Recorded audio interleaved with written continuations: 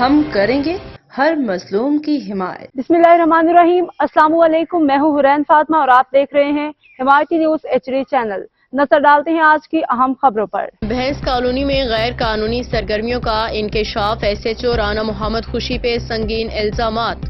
کراچی بھینس colony road number 9 اور 8 پہ غیر قانونی کاروبار عروج پہ۔ کراچی کے ضلع ملیر میں بھینس کالونی روڈ نمبر 9 اور 8 پہ ماہ رمضان کے آتے ہی غیر قانونی سرگرمیوں میں اضافہ دیکھنے میں آتا ہے۔ اطلاعات کے مطابق SHO رانا محمد خوشی نے غیر قانونی ہوٹلوں اور ریسٹورانٹس کے قیام کو DC ملیر کی اجازت سے جوڑ دیا، جس پہ شدید عوامی غم و غصہ پایا جا رہا ہے۔ یاد رہے، کل ماہ رمضان المبارک کا مہینہ آنے والا ہے اور SHO رانا محمد خوشی پہ الزامات۔ عوامی حلقوں کا کہنا ہے کہ پولیس کی سرپرستی میں یہ کاروبار پھل پھول رہے ہیں اور جب کوئی ان کے خلاف آواز اٹھاتا ہے تو مافیا کے کارندے سرگرم ہو جاتے ہیں۔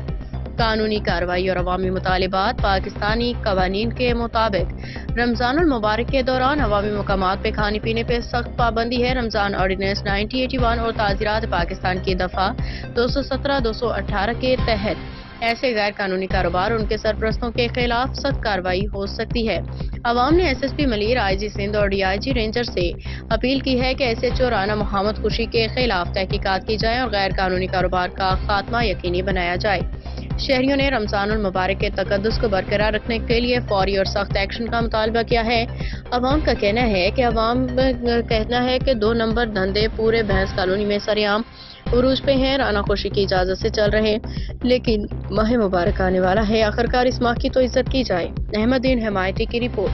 اب تک کے لیے اتنا ہی۔ مزید خبروں اور اپڈیٹ سے باخبر رہنے کے لیے دیکھتے رہیں حمایتی نیوز HD چینل۔